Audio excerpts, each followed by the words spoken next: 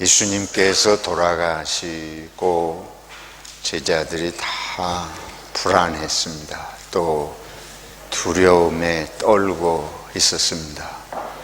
모이기는 했는데 예수님이 십자가에 못 박혀 돌아가시니까 그게 그냥 몸이 아파서 돌아가셨다든지 사고가 났다든지 이런 게 아니고 유대의 종교 지도자들하고 로마 군인들이 합세해서 예수님을 아주 극형인 십자가에 못 박아 죽게 했으니까 이 제자들이 이게 어떻게 해야 할지 두려움이 없을 수가 없죠. 모여서 다문을 닫아 걸었습니다. 누가 우리가 모이는 걸 보기라도 하면 어떻게 될는지 불안한 마음이죠.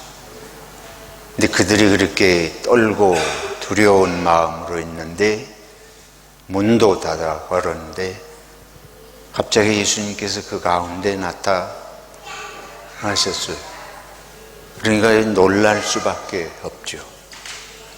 예수님께서 모인 제자들의 마음을 아시고 두려워하지 마라, 평안하라. 그러시고는 예수님께서 단도직입적으로 말씀하십니다. 아버지께서 나를 보내신 것 같이 나도 너희를 세상에 보낸다. 지금 제자들은 세상이 두려워요. 예수님을 못 박아 죽이는 세상입니다. 그런 세상인데 그래서 세상이 무서워서 문도 닫아 걸었는데 예수님이 세상에 보내신다. 오늘 얼마나 더 두렵게 하는 말씀입니까? 이게 간단한 말 같지만 참 어려운 말씀입니다. 아버지께서 나를 보내신 것 같이 하나님이 보내셨으면 왜 죽어? 왜 세상 사람들에게 말도 못하고 죽으셔요? 이것도 참 힘든 얘기예요. 우리가 예를 들어서 목사가 돼가지고 하는 일마다 안 돼. 병들어. 목회도 잘 안 되고. 그런데 아버지께서 하나님이 나를 보내셨다. 그러면 여러분이 고지가 들리겠습니까? 우리 사람들의 마음은 눈에 보이는 거 가지고 판단합니다. 눈에 보이는 게 잘 돼야지. 신이 함께 하시면 잘 돼야지. 근데 예수님은 잘 되신 게 아니고 고난받으시고 죽으셨잖아요. 세상에 의해서 당하셨는데 그걸 하나님이 보내셨다. 이게 제자들이 얼핏 생각하면 실감이 날 리가 없어요. 근데 그런 분이 아버지께서 나를 보내신 것처럼 나도 너희를 세상에 보낸다. 그러면 이걸 뭘 믿고 우리가 용기를 갖고 가겠습니까? 하나님이 보낸 예수님 그렇게 당하셨는데 저 예수님이 우리 보낸다고 우리에게 별수가 있겠느냐? 우리도 그럼 세상에 나가서 당해도 뭐가 어떻게 특별한 일이 일어날 일이 없고 우리도 뻔히 당할 게 뻔하지 않냐? 자기도 당하신 분이 우리 세상에 보내봐야 저분 때문에 우리가 좋아질 것 같은 생각은 할 수가 없잖아요. 그러니까 이게 참 우리 기독교인이 이게 문제예요. 정말 예수가 어떤 분이고 정말 하나님은 어떻게 일하시는지에 대한 마음에 이게 뭔가 깨달음과 확신이 없으면 저분이 하는 말이 고지 들리지 않고 곤란한 말이에요. 나를 세상에 보낸다고? 그럼 당신같이 되라고? 그런 게 현실적으로. 그래서 믿음 생활을 현실적으로 이렇게 꼬치꼬치 파고 들어가면 믿기가 쉽지 않은 거예요. 이수쟁이 되기가 쉽지 않은 겁니다. 우리가 못 모르고 예수 따라다니는 거예요. 그냥 남들이 가니까 우리도 못 모르고 교회 가고 그럴 수가 얼마든지 있습니다. 그래서 예수님께서 말씀하십니다. 숨을 내쉬시며 성령을 받으라. 이게 성령 받지 않고 믿을 수 없습니다. 그리고 세상에 보내신다고 갈 수도 없어요. 갈 마음이 생기지도 않는 거예요. 우리 마음 속에는 근원적으로 항상 의심이 있습니다. 도마가 예수님을 믿을 수 없었잖아요. 근데 그건 도마뿐만 아닙니다. 모든 제자들도 똑같이 도마처럼 믿을 수 없는 거예요. 저희들도 마찬가지예요. 안 보고 어떻게 믿어요? 예수님이 나중에 뭐라 그러신 거 하면 보지 못하고 믿는 자들은 복되도다. 그런데 보지도 않고 믿을 사람이 어디 그리 흔하게 있습니까? 제자들도 그래서 다 도망갔던 것이고 어떻게 해야 좋을지 모르니까 모인 거지, 그들이 무슨 확신이 있어가지고 모여서 그랬겠어요? 그러면 문을 걸어 잠글 일도 없었을 거 아니에요. 예수님께서 우리를 아십니다.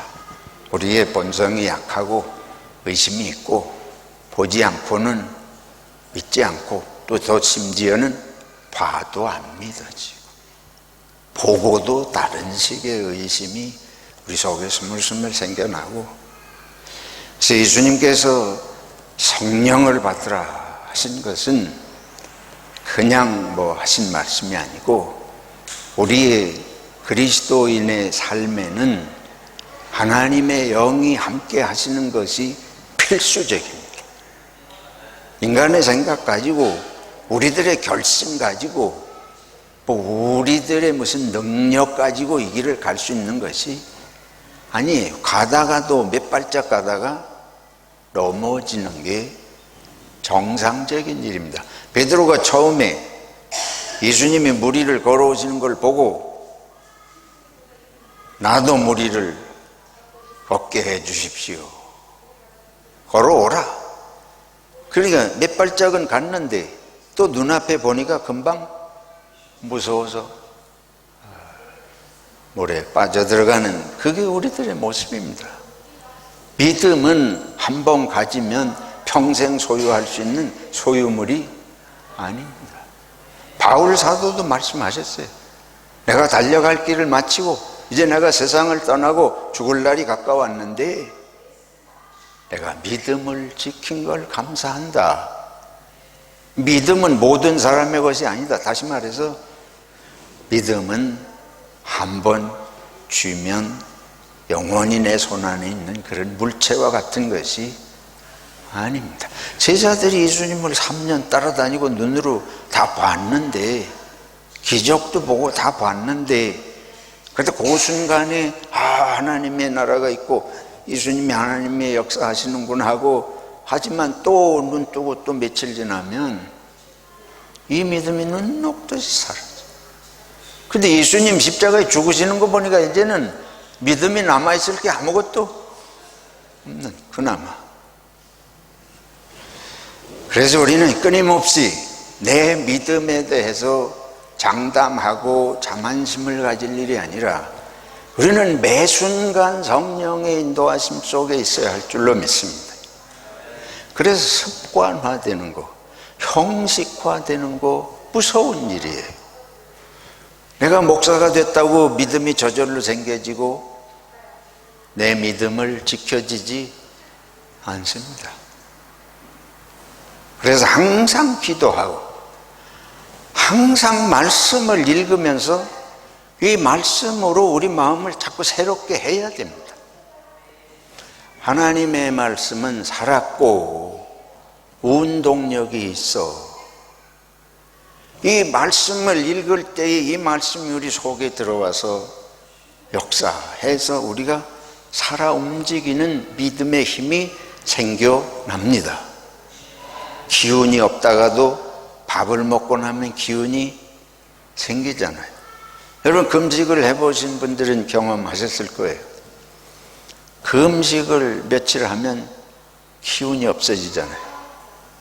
근데 평시에는 죽 한 사발 먹고 이걸 먹고 어떻게 기운이 나냐. 근데 금식을 해서 기운이 정말 떨어졌을 때는 미음 한두 숟갈만 먹어도 기운이 나는 걸 알게 되고 느끼게 됩니다. 몸이 알아요. 우리들이 하나님의 말씀이 우리 속에 들어오면 이 말씀은 살아서 역사하는 것이죠. 그리고 우리가 기도할 때에 성령이 우리와 함께 하시기를 위해서 기도할 때에 성령이 우리 마음을 움직이시기 때문에 그때에 우리는 눈으로 보고 듣고 뭐 이런 것만 가지고 있는 내 육신적인 이런 감각을 넘어서서 영적인 은혜가 임하게 됩니다. 그래서 여러분 하루 생활 시작할 때에 기도로 시작하시기 바랍니다. 교회에 오셔서 기도하는 시간이 정말 중요해요. 5분이라도 10분이라도 그냥 예배 시간에 안 늦으려고 헐레벌떡 그런 식으로 예배 시간 맞춰서만 오면 그거는 뭐 순서가 진행이 되는데 정신 차릴 새도 없이 이 예배가 안 돼요. 마음이 하나님께로 향하고 내 마음의 은혜가 솟아오르지 않습니다. 그러면 뭐만 보면 눈앞에 찬양팀이 뭐 하나 뭐 이런 것만 보이게 되지 내 심령의 은혜가 솟아오르지 않게 될 위험성이 있습니다. 예수님께서 성령을 받으라 그리고 또 대답없이 뭐라고 그러신 겁니까? 너희가 세상에 나가서 네 죄든지 누구의 죄든지 용서하면 용서가 될 것이고 너희가 용서하지 않으면 용서하지 않은 그대로 있을 것이다. 이것도 해석이 참 어려운 말씀이에요. 아주 어려운 말씀이에요. 이것을 가톨릭에서는 예수님께서 베드로에게 그리고 사도들에게 죄를 용서할 권세를 주셨다고 있는 그대로 해석을 했습니다. 그래서 사도들을 계승한 교회의 사제들에게 죄를 용서할 권한이 주어졌기 때문에 가톨릭 교회에서 생겨난 제도가 뭐냐 하면 고해 성사라는 거예요. 고백 성사.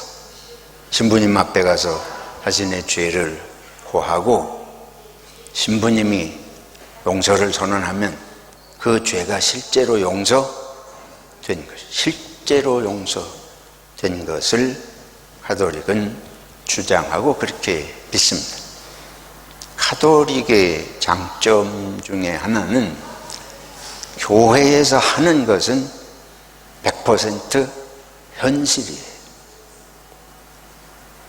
교회에서 세례 받으면 세례 받기 이전에 태어날 때부터의 원죄와 세례 받기 이전에 모든 죄가 실제로 다 용서받은 거예요.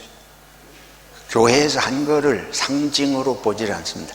실제로 그렇게 된 것으로 믿는 것이죠.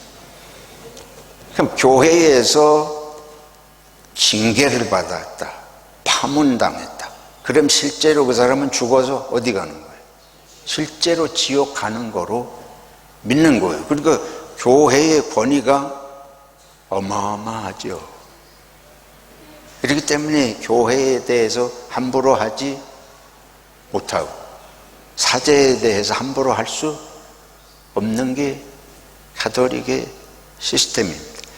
근데 그런 제도는 교회가 말하자면 처음에 이단 논쟁이 생기고 교회들이 뭐 하는 말을 누가 귀담아 듣지 않잖아요. 안 믿는 사람들은 교회를 콧방귀도 안 뀌고 그런 상황에서 교회가 정착을 해 가는 과정에서 이런 권위가 필요했고, 또 하나는 이 로마 제국이 기독교화되면서 왕들이 이 교황의 지배를 받는 그런 쪽으로 넘어갔잖아요. 그리고 각국의 세상의 왕들이 이게 세상 권력을 쥐고 있는 사람들이 교회와 교황 앞에서 자기들이 무력을 쓰기로 하면 아주 쉽게 말해서 말을 듣겠어요. 그러니까는 세상을 지배하기 위해서는 권위가 필요해요. 무슨 권위가 필요하면 현실적인 권위가 필요해요. 군대보다 더 강력한 권위가 필요한 거예요. 현실의 힘보다 더 강한 힘이 필요해요. 그러니까 교황권의 절대권이 주장이 되고 이런 호혜성사와 같은 것을 통해서 이제 교회 권위가 유지됐다고 그렇게 볼 수가 있습니다. 근데 종교개혁을 하면서 개신교는 이런 제도를 싹 없애버립니다. 그러면서 마틴 루터는 심지어 만인제사직, 모든 사람이 신부다. 쉽게 말하면 모든 사람이 목사고 모든 사람이 사제다. 모든 사람이 구약 성경 표현대로 하면 제사장이다. 그런 만인 제사장직을 주장을 하게 되지 않습니까? 그러니까 사제라고 해서 더 특별한 권한이 있는 것이, 권위가 있는 것이 아니에요. 그런데 그러면서 이제 교회의 권위가 점점 없어졌잖아요. 근데 인간의 본성에는 권위가 없으면 듣지를 한 본성이 또 한편 있잖아요. 그러니까 개신교는 사분오열이에요. 종교개혁 되면서 개신교는 사분오열됐습니다.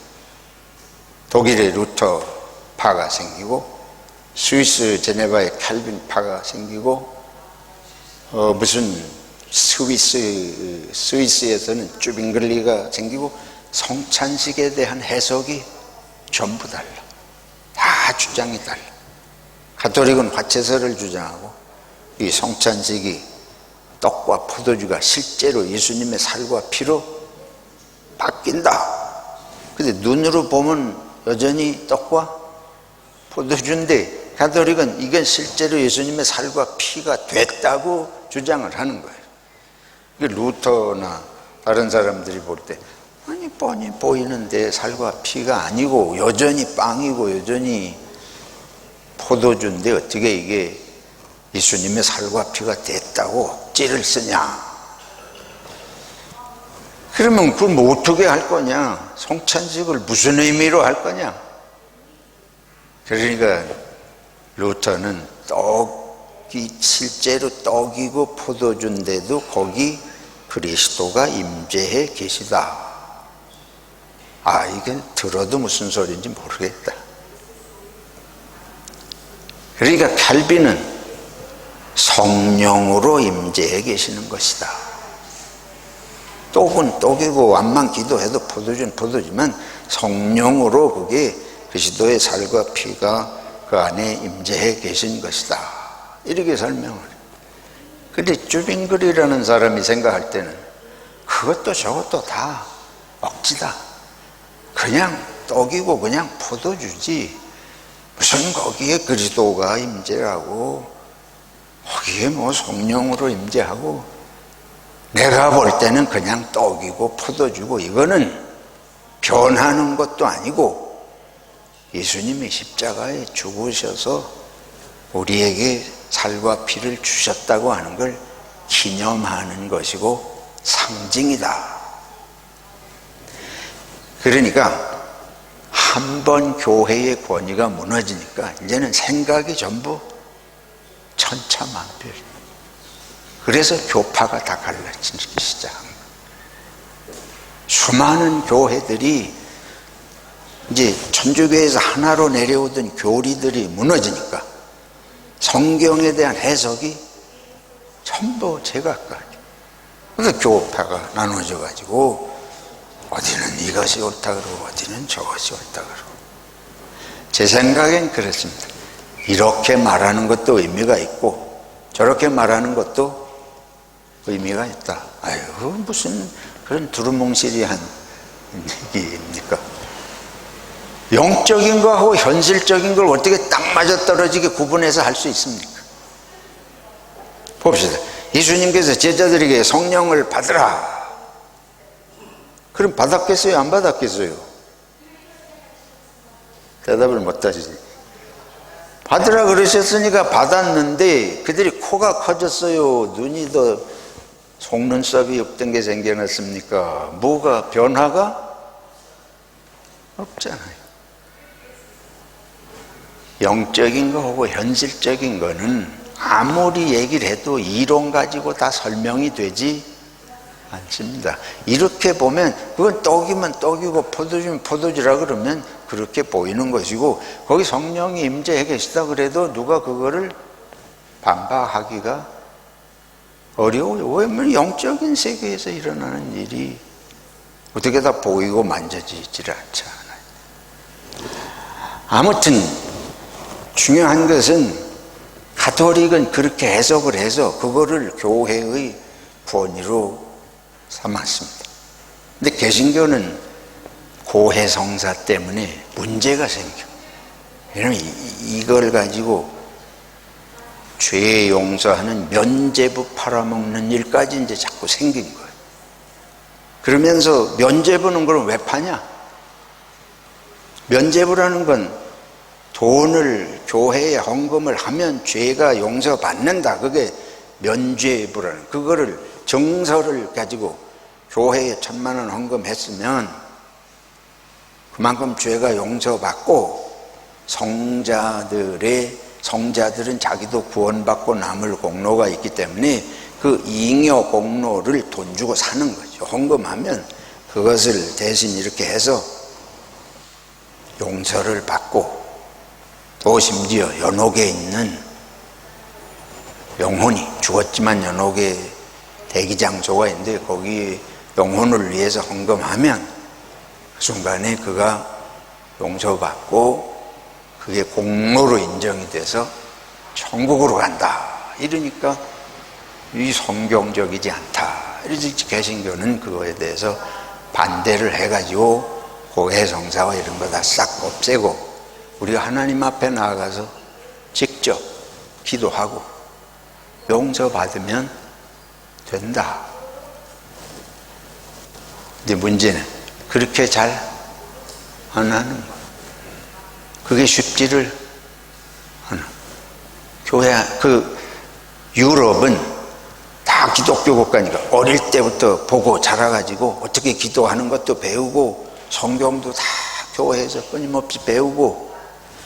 근데 우리 한국 같은 나라에서는 예수 처음 믿으면 기도가 뭔지, 예수 이름으로 왜 기도해야 되는지, 어떻게 기도하는지, 죄가 뭔지, 무슨 죄를 고백을 하고 어떻게 용서를 구해야 되는지 그걸 알지를 못하잖아요. 못하는 사람들에게 기도하라 그래봐야 할 줄 알아요. 근데 교회 한참 다니면 이게 되는데, 그러니까 이게 세상의 모든 제도라는 것은 다 제한적인 요소를 안고 있습니다. 유럽에서는 통해지만은 선교국에서는 하루아침에 그렇게 한다 그래서 그게 작용하지를 않잖아요. 그것도 배우는 시간도 필요하고 뭐 이리. 그래서 한국 기독교는 유럽에서 한 거 그대로만 해가지고는 어렵습니다. 여기는 또 여기에서 필요한 것들이 있고. 그러니까 제가 말씀드리는 건 가톨릭이 문제도 있지만 가톨릭이 지니고 있는 중요한 본질적인 것이 있습니다. 그걸 우리가 부인할 필요가 없어요. 개신교는 다 옳은 것 같지만 개신교도 한계가 있고 문제점이 있을 수 있습니다.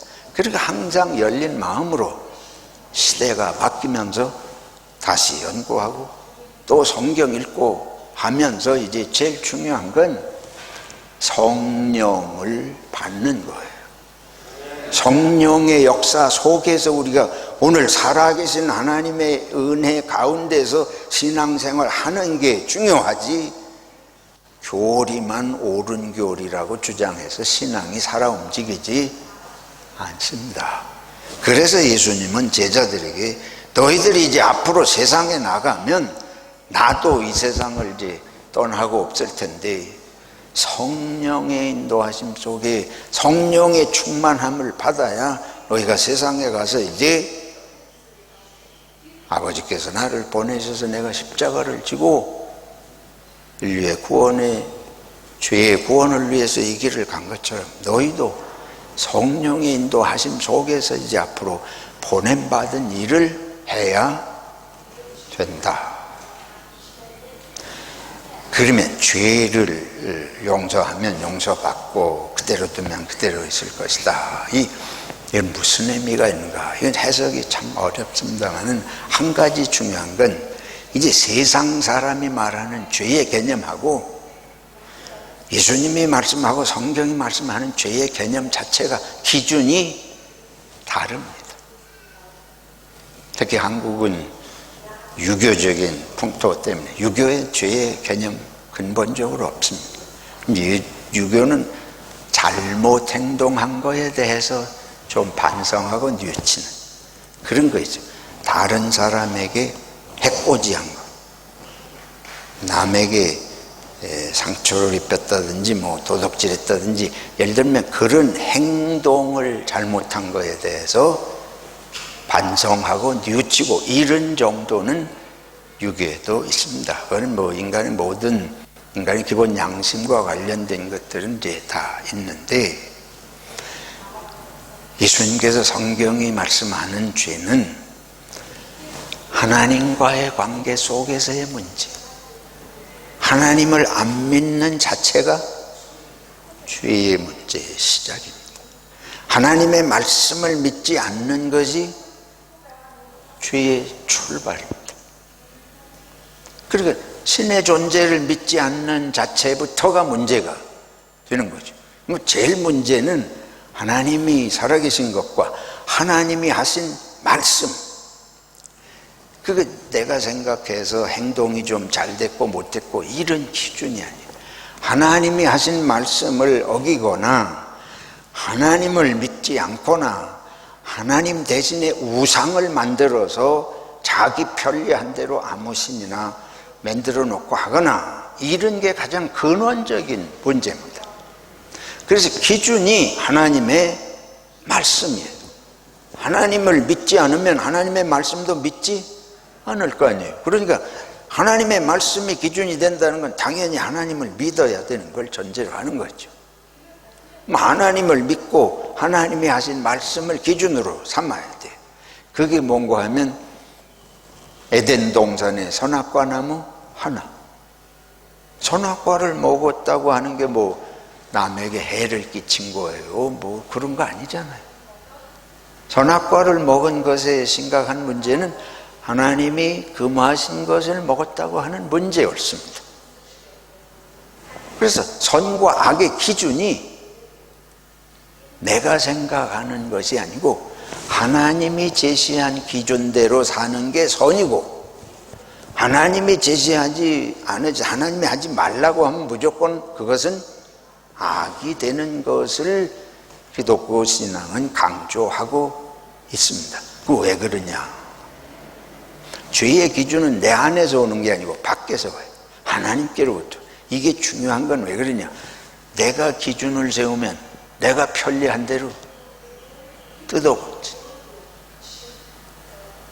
그래서 각 사람이 자기 생각하기에 좋은 대로 했다 말았다 하면 남은 죄인으로 보이고 나는 의인으로 보이는 거예요.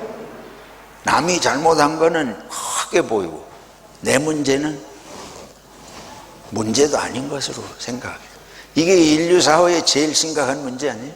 저와 여러분의 문제가 바로 여기에 있습니다. 아주 한마디로 말해서 내로남불처럼 진리가 없어요. 내가 한 거는 아무것도 죄가 아니에요. 그래서 이제 예수님께서 제자들에게 세상에 나가서 죄를 용서하고 다니는, 죄가 용서받은 것, 근본적으로 유대사회는 계명사회이기 때문에 항상 남의 죄를 문제 삼는, 하나님은 내 자신을 돌아보고 내가 하나님의 말씀에 합당하게 사는 그것의 핵심은 이웃과 하나님께 유익이 되고 영광이 되는 삶을 사는 게 삶의 목적이다. 이걸 이제 깨우치시는 건데, 인간의 본성이 뒤틀려 가지고 어떤 현상이 생기는가 하면 지금 말씀드린 대로 나는 계명대로 안 살고 남이 계명대로 안 살면 죄라고 정죄해가지고 그런 세상이 된 거예요. 그러니까 우리가 볼 때는 세상이 다 죄인이에요. 제가 봐도 세상이 다 죄인이에요.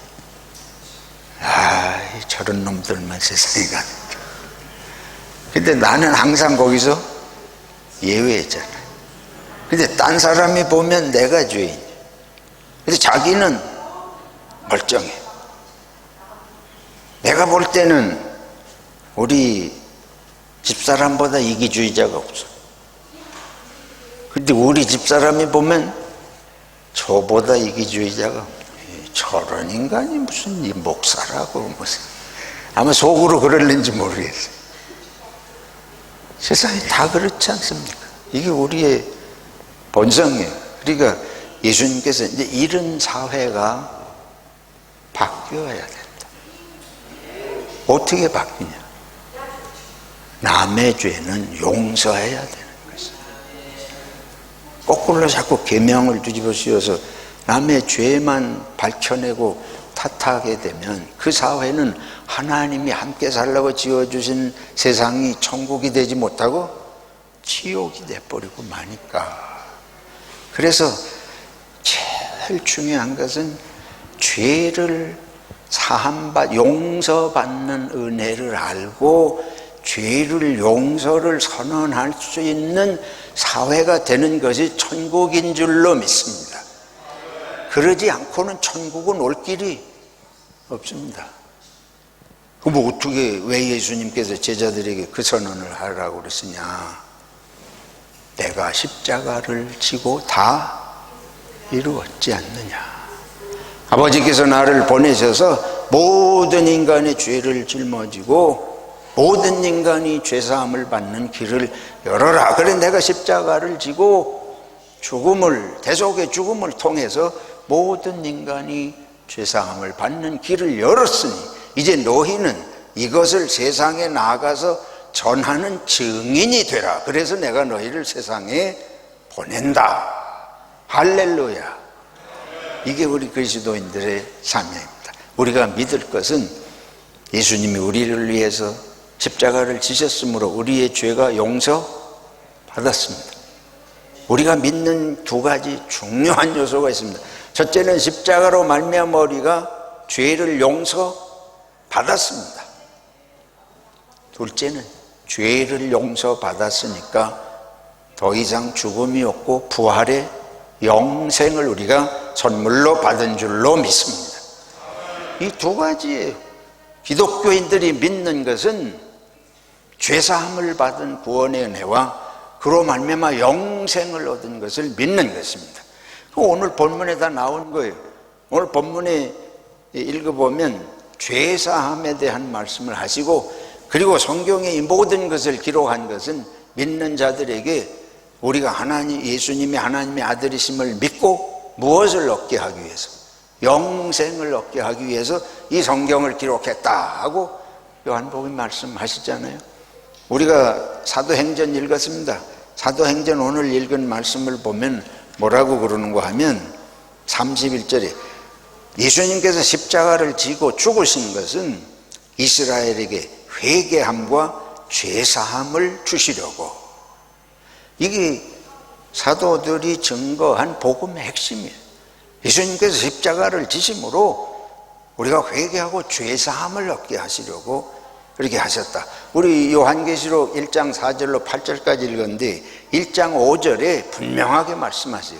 그의 피로 우리를 죄에서 해방하시고, 우리를, 이스라엘 백성을 애굽에서 해방하시듯이 우리를 이제 죄의 노예 상태에서 예수님의 십자가로 우리를 해방하시고, 부활은 우리에게 영생을 주시는 약속의 징표라는 걸 말씀하는 것입니다. 이제 우리가 이거를 믿어야 되는 거예요.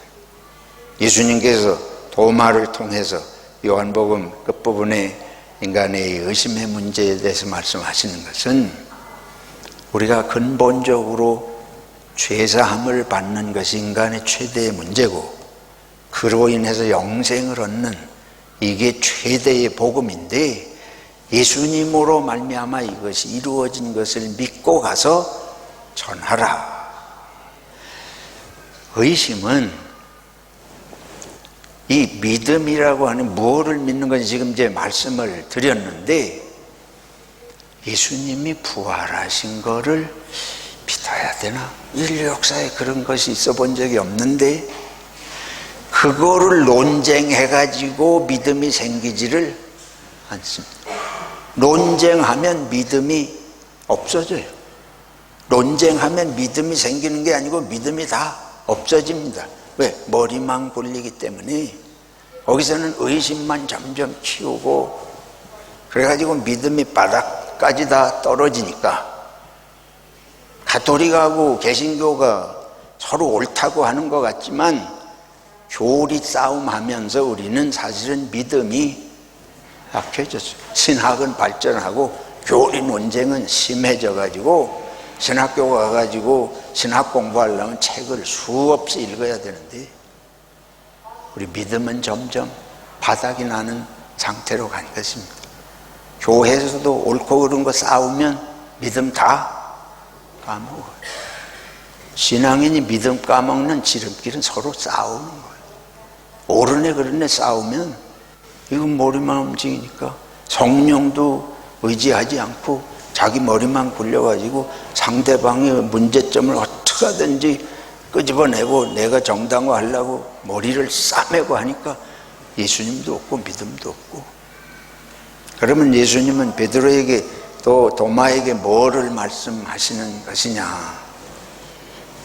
이 의심의 문제는 부활을 믿고 실제로 살아났냐 아니냐 이거 논쟁해서 되는 것이 아니고, 인간이 죄사함 받아야 되는 거가 최대의 문제인 거 맞죠? 죽음을 극복해야 되는 영생이 인간의 최대의 과제인 거 맞죠? 그러면 이걸 해결해야 될 길이 있을 거 아니에요.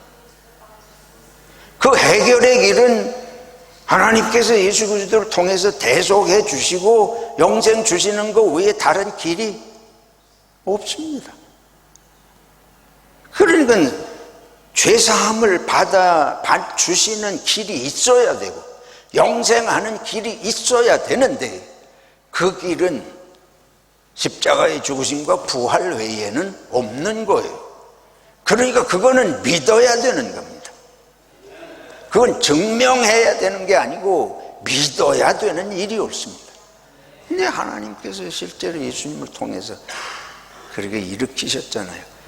믿고 그 다음에 성경을 보니까 구약의 예수님에 대해서 메시아는 이런 분이시고 이런 분을 통해서 우리의 죄를 속죄하시고 하나님께서 구원을 주신다. 믿고 성경이 해석이 되는 것입니다. 믿음 없으면 해석 자체가 엉뚱하게 나가게 되어 있습니다. 믿고 행동하면 체험이 역사합니다. 우리는 알고 믿어야 되고요. 아니까 믿을 것 같잖아요. 그렇지 않아요. 알고 믿으려고 그러면 믿음은 생기지 않습니다. 믿고 행하면 믿음이 실증적으로 역사하는 것입니다. 그래서 보네포는 뭐라 그런 거야? 복종하면 믿음이 역사한다. 그래서 이제 이 현대는 자꾸 머리 굴려가지고 이게 믿음 다 떠났잖아요. 그래서 우리 젊은 세대들도 그렇고 교회도 신학교 가서 잘못하면 믿음 다 까먹어. 머리만 쓰니까. 그래서 우리들이 기도해야 되고 성경 읽으면서 하나님의 역사를 믿을 때 우리가 그 용기를 가지고 성령 안에 세상의 증인이 되어야 할 줄로 믿습니다.